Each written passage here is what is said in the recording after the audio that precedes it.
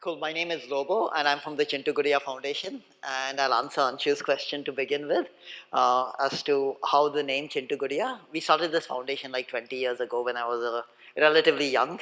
And it's named after my niece and nephew. And we didn't want it after our family name. We wanted a layer of anonymity, and the internet wasn't as pervasive 20 years ago as it is today. And that single level of interaction was quite helpful.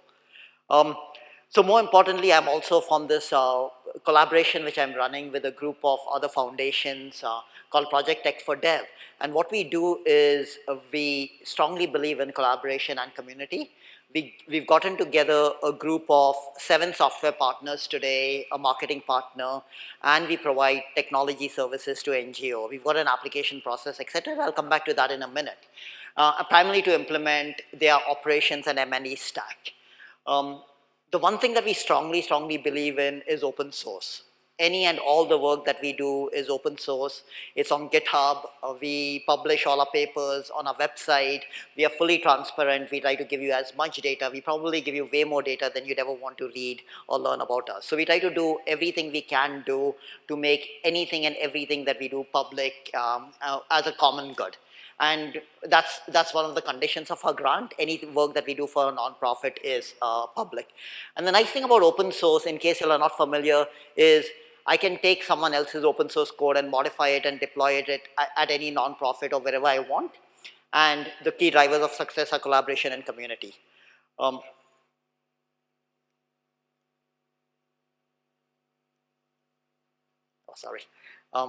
So here are some common examples of open source in case you haven't heard about it. If you want to learn more about it, I can come back to you later on.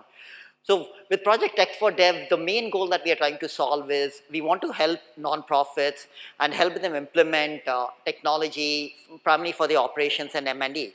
And so coming back to answer some of the questions that that Ingrid and other people raised, so the first thing that I've noticed with the applications is pretty much half the organizations who want technology for the organizations really don't have a good handle on their processes.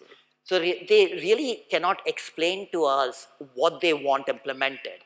And I think that's one of the first things that you need to have before you get into the technology bandwagon. You need to have really solid processes.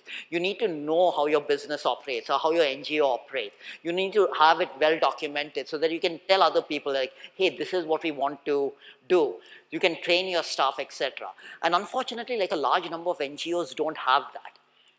The ones that do have it, when we ask them what do they want this technology for, what are you collecting the data for? The other half say they collect this data for donor reporting, right? That's it. It means all they want is to make donor reports. Like they don't feed back any part of that data that they're collecting into their program. And means while I love funders and everything, I don't think that's a really good use of our time. And we don't really focus on those NGOs. So our target is small to medium-sized NGOs, and we build on open source platforms. So here's in general the way we do things. As I mentioned before, we like to make sure that the NGO really knows what they want to do and why they want to do it and how they're doing it, and they can explain it to us. Many a times we ask them lots of questions, and some of them are stupid questions, probably because we don't understand their model and we just want to learn more, because if the more we know, the better technology we can provide. So we spend probably between 1 to 4 weeks working with the NGO and researching their operations and the way they do things. And I think the one thing that we need to do better is learn how to ask better questions, because many a times, and we've gotten this feedback, like, because we keep asking them why, how, where, what are you going to use it for, they think of us as questioning their business model or questioning the way they do things.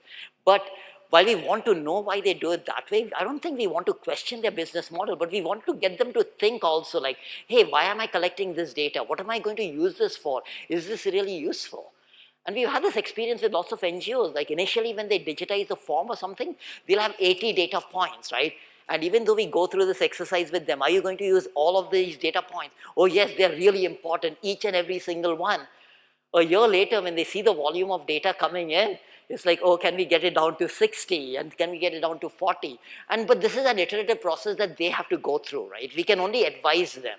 We don't really want to, we can't I won't say we want to convince them, they've got to convince themselves of that stuff.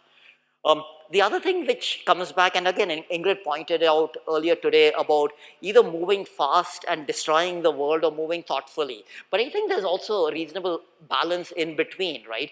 We can iterate quickly and we can learn from mistakes, especially from a technology perspective, like implement something, see how it works. If it doesn't work, tweak it, come back and implement a similar thing and work with the NGO and have this back and forth cycles to improve the process.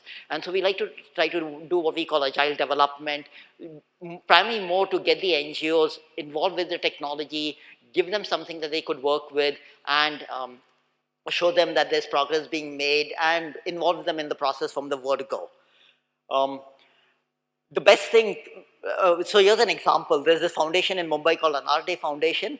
The founder is a tech-savvy person, and they used to do all their surveys using paper form, and only the top 2 people could do it. And it took us 5 hours to deploy an open source solution to them called Kobo Toolbox. And we had a rough beginning with them. But after we deployed this Kobo Toolbox with them, where the founder and the second in command could customize the survey for them, like they went on and on about how it just simplified their life so much. And this is from a tech-savvy founder, right? She's worked in the IT industry for some time. So that again means we always hit into such organizations, and I'm always blown away about how simple solutions can make such a large difference. We also build complex solutions, but I think the simple solutions are easier. So again, our advice for many NGOs is, especially when you're starting it off, keep it simple, keep it stupid, right? Use common tools, use Google Sheets, use Google Drive, Excel, Kobo Toolbox. There are lots of free and common approaches. You don't necessarily need to build large complex systems. Okay, let's see, since I'm running short on time, okay, I'm taking 1 more minute, sorry. Shelter Associates, this is just to give you an example of time and scale. So we've been working with this NGO for like 3 to 4 years. It's a fairly large project, but today at the end of like 4 years, they've got an end-to-end system.